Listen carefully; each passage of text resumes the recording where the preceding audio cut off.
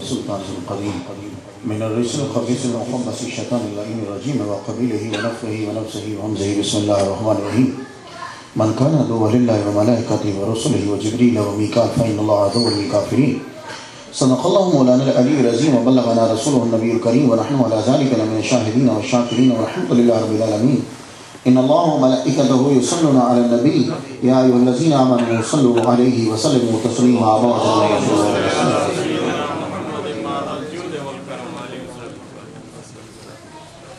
اللہ تعالیٰ نے قرآن مجید میں ارشاد فرمایا جس نے دشمنی کی اللہ سے و ملائکتہ اس کے فرشتوں سے اور وہ رسول اس کے رسولوں سے وہ جبریل اور جبرائیل علیہ السلام سے وہ میکال اور میکائیل علیہ السلام سے فإن اللہ عدو للکافرین. اللہ تعالیٰ دشمن پھر وہ دشمنی کرے گا ان تمام منکروں سے جو جبرائیل علیہ السلام سے دشمنی کرتے ہیں، میکائیل علیہ السلام سے اور فرشتوں سے اور رسولوں سے. آیت کا ہر لفظ نکات کے سمندر رکھتا ہے، لیکن ہمیں گفتگو صرف اس ٹاپک پہ کرنی ہے کہ جب خدا نے یہ کہہ دیا کہ جس نے دشمنی کی فرشتوں سے، تو کیا جبرائیل فرشتہ نہیں ہے؟ جب وملائکتہ جمع بول دیا تو سارے فرشتے ملائکہ میں آ گئے، پھر ملائکہ میں سے دو کو باہر کیوں نکالا؟ وہ جبریل و میکال. جس نے جبرائیل علیہ السلام کی دشمنی کی، جس نے میکائیل علیہ السلام کی دشمنی کی، اللہ تعالیٰ منکروں کا دشمن ہے. وجہ یہ ہے حضور صلی اللہ علیہ وآلہ وسلم نے فرمایا میرے دو وزیر زمین پر ہیں، میرے دو وزیر آسمان پر ہیں. یا رسول اللہ جو آسمان پر دو وزیر ہیں ان کا نام کیا ہے؟ فرمایا جبرائیل اور میکائیل. تو آسمان کے جو دو وزیر ہیں محمد صلی اللہ علیہ وسلم کے، مشکاہ شریف میں یہ حدیث ہے کہ میرے دو وزیر جبرائیل اور میکائیل یہ آسمان پہ ہیں. تو معلوم یہ ہوا کسی بادشاہ کے کسی سفیر پر یا اس کے کسی گورنر پر یا اس کے کسی نمائندے پر اعتراض کرنا گویا کہ اعتراض اس بادشاہ اور اس حاکم کے اوپر ہوتا ہے. یہی وجہ ہے پاکستان کے چاروں صوبوں کے کسی گورنر کی کوئی مخالفت کرے گا تو دفعہ 44 اسے اوپر لگے گی، چاہے وہ صوبہ پنجاب ہو، صوبہ سندھ ہو، صوبہ سرحد ہو، بلوچستان ہو. کیوں؟ اس لیے کہ وہ گورنر کی مخالفت حقیقت میں وہاں کے وزیر کی، وہاں کے صدر کی مخالفت ہے. محمد مصطفیٰ صلی اللہ علیہ وآلہ وسلم جبرائیل علیہ السلام ان کے پاس پیام لے کر آتے ہیں خدا کا. ایک روایت کے مطابق کم و بیش 24,000 مرتبہ جبرائیل علیہ السلام محمد مصطفیٰ صلی اللہ علیہ وسلم کے پاس پیام لے کر آئے. تو جبرائیل اللہ کا پیام لے کر آتے ہیں محمد مصطفیٰ صلی اللہ علیہ وسلم کے پاس. اب کوئی جبرائیل علیہ السلام سے دشمنی کرے گا تو گویا کہ یہ اللہ سے دشمنی ہوگی.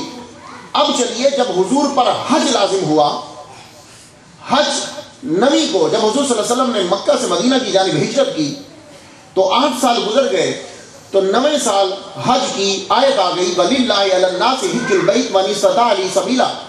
حج تم پر جو ہے وہ لازم ہے.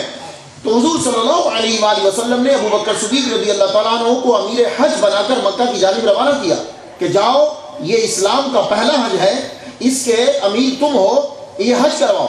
اب جب حضرت ابو بکر صدیق رضی اللہ تعالیٰ عنہ روانہ ہوئے تو پیچھے سے پیام کون لے کر گیا؟ قرآن کی چند آیات اور نبی کا پیام لے کر مولا علی شیر خدا ابو بکر صدیق رضی اللہ تعالیٰ عنہ کی طرف دوڑے اور آپ نے فرمایا اے علی یہ پیام حج کے مجمع میں تم سناؤ گے. تو مولا علی شیر خدا جو کام جبرائیل علیہ السلام کر رہے ہیں کہ اللہ کا پیام لے کر محمد مصطفیٰ صلی اللہ علیہ وسلم کے پاس آ رہے ہیں، مولا علی شیر خدا محمد مصطفیٰ صلی اللہ علیہ وسلم کا پیام لے کر ابو بکر صدیق رضی اللہ تعالیٰ عنہ کی طرف اور تمام حاجیوں کی طرف جا رہے ہیں. یہ پہلا حج ہے. آخری حج جو حضور صلی اللہ علیہ وسلم کا پہلا ہے 10ویں کو آپ نے کیا، آپ نے اگلے سال حج کیا. پہلے سال ابو بکر صدیق رضی اللہ تعالیٰ عنہ نے حج کروایا. مولا علی شیر خدا ہم لوگ تو گناہگار ہیں. کتنا عرصہ گزر گیا ہے جن لوگوں نے حضور صلی اللہ علیہ وسلم کے ساتھ مل کر جہاد کیا ہے، جن لوگوں نے حضور صلی اللہ علیہ وآلہ وسلم کے ساتھ بیٹھ کر کئی سال گزارے ہیں، ان میں سے چند لوگوں نے مولا علی شیر خدا کے بارے میں کچھ باتیں کر دی. حضور صلی اللہ علیہ وآلہ وسلم حج کر کے واپس تشریف لا رہے تھے.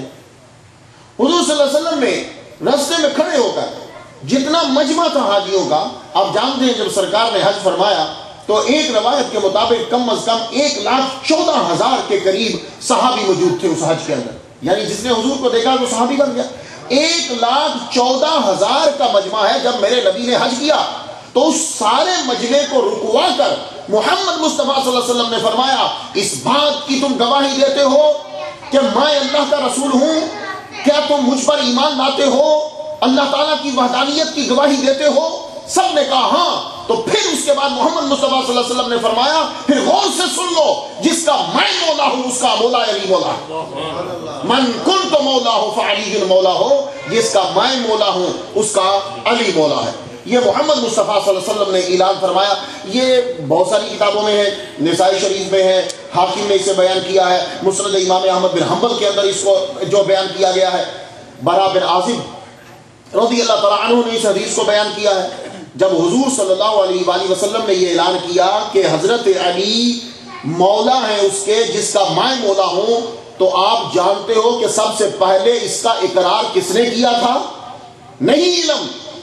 اسی لیے واحد ہمارا مسلک اہل سنت و جماعت ہے، ہم کسی کی توہین نہیں کرتے اور جس کی تعظیم ہے اس کو چھپاتے نہیں ہیں۔ سب سے پہلے جس شخص نے اعلان کیا کہ اے علی تو میرا مولا ہے وہ حضرت عمر رضی اللہ تعالیٰ عنہ ہے۔ حضرت عمر مجمع میں کھڑے ہوئے، دوڑتے ہوئے مولا علی کی طرف گئے، مولا علی کا ہاتھ پکڑا، ہاتھ پکڑ کے کہنے لگے اے علی آج میں اعلان کرتا ہوں ہماری ہر صبح میں تو مولا، ہماری ہر شام میں تو مولا ہے۔ ہماری کوئی صبح نہیں جس میں تو مولا نہیں، اور ہماری کوئی شام نہیں جس میں تو مولا نہیں ہے۔ اور یہ عمر اعلان کرتا ہے پہلے تو مسلمانوں کا مولا تھا، آج تو عمر کا بھی آج سے مولا ہے۔ اس لیے یہ واحد ہمارا مسلک ہے، ہم سب کی تہذیب۔ اور یہ بات یاد رکھیے گا، شیخین کی توہین کر کے مولا علی کی محبت بھی تمہیں جنت میں نہیں لے جا سکے گی۔ یہ جملہ آپ دماغ میں بٹھا لیجیے۔ شیخین کسے کہتے ہیں؟ ابو بکر صدیق اور حضرت عمر رضی اللہ تعالیٰ عنہ۔ حضور صلی اللہ علیہ وسلم نے ایک دن مولا علی سے یہ کہا ہے علی قیامت کے دن جسے تو چت دے گا وہ جنت میں جائے گا۔ مولا علی شیر خدا نے سنا تو ابو بکر صدیق رضی اللہ تعالیٰ عنہ بھی محفل میں جلوہ فرما تھے۔ کچھ دوسرے دن کہیں ملاقات ہوئی تو ابو بکر صدیق رضی اللہ تعالیٰ عنہ نے اس جملے کو سماعت کیا۔ علامہ عبد الرحمن صفوری رحمہ اللہ، شافعی رحمہ اللہ سے نقل کرتے ہیں حضور نے فرمایا کہ مولا علی جسے چٹ دے گا وہ جنت میں جائیں گے۔ ابو بکر صدیق خوش ہوئے، رستے میں ملاقات ہوئی تو علی سے کہنے لگے علی تجھے مبارک ہو، حضور نے کہا ہے کہ جس کو علی چٹ دے گا وہ جنت میں جائے گا۔ تو مولا علی نے جملہ کیا کہا؟ مولا علی کہنے لگے ابو بکر صدیق سے آپ کو بھی مبارک ہو، میرے نبی نے میرے کان میں کہا علی اس کو چٹ مت دینا جو ابو بکر صدیق کی محبت نہ رکھتا ہوگا۔ تو ہم مولا علی شیر خدا سب ان سے محبت کرتے ہیں۔ یہ بعض کی تاریخیں ہیں بات کی، ہم تاریخ کو تسلیم نہیں کرتے۔ جب تاریخ ہمارے قرآن سے ٹکراتی ہے، جب تاریخ حدیث مبارکہ سے ٹکراتی ہے تو ہم تاریخ کو ٹھکرا دیتے ہیں، کیونکہ تاریخ ہمارے نبی کے بیان سے افضل نہیں ہے، تاریخ قرآن کی آیت سے افضل نہیں ہے، قرآن سب سے افضل ہے۔ جب قرآن نے کہہ دیا رحماء بینہم، یہ آپس میں ایک دوسرے سے پیار کرتے ہیں۔ اور بس آخری بات سنیے تو اجازت چاہتا ہوں۔ آج مولا علی کو جب مولا علی کہا جائے تو اکثر لوگ کہتے ہیں مولا تو صرف اللہ ہے۔ بیوقوف لوگ ہیں، جاہل ہیں، سیاست میں پیروی کریں گے تو یورپ کی کریں گے، مذہب میں پیروی کریں گے تو سعودی عرب کی کریں گے، نہ سیاست اپنی نہ مذہب اپنا۔ تو جب کہ سب قرآن سامنے پڑا تھا، حدیث سامنے پڑی تھی، قرآن مجید میں ہے، اللہ فرماتا ہے ان اللہ مولاکم وجبریل وصالح المومنین، اللہ تعالیٰ مولا ہے تمہارا، جبرائیل مولا ہے تمہارا اور مومنین مولا ہے تمہارے۔ تو جب ایک نیک بندہ تمہارا مولا ہو سکتا ہے، جبرائیل تمہارا مولا ہو سکتا ہے، تو حضرت علی مولا کیوں نہیں ہو سکتے؟ چلے انہیں بھی چھوڑیے، جس مولوی کو $600 تنخواہ دیتے اس کو مولانا کہتے ہو، مولانا صاحب، تو $600 والا مولانا ہو سکتا ہے، تو جو کنکروں کو ہاتھ لگا کے ہیرا بنا دے وہ مولا کیوں نہیں ہو سکتا؟ وہ حضرت علی مولا کیوں نہیں؟ تو ان چیزوں کو یاد رکھا کرو۔ نعرہ لگانا اب حضرت علی کا بدعت ہو گیا۔ محب طبری رحمہ اللہ لکھتے ہیں، کہتے ہیں سب سے پہلا جو نعرہ لگا ہے وہ مولا علی کا لگا ہے، اور وہ نعرہ کیا تھا؟ لا فتح الا علی۔ فتح کہتے ہیں فا تا کے اوپر کھڑی زبر، فتح کہتے ہیں نوجوان کو، جوان نہیں نوجوان. جوان ہوتا ہے 25-26 سال والے کو جوان بولتے ہیں. نوجوان ہوتا ہے جو 20-21 سال کا, اس کو نوجوان کہتے ہیں. یہ جوان نہیں نوجوان. لا فتح الا علی, دنیا میں کوئی نوجوان نہیں علی جیسا. لا سیف الا ذوالفقار, علی جیسی تلوار کسی کی نہیں ہے. کہ اس تلوار کا نشان تقریباً 70s تک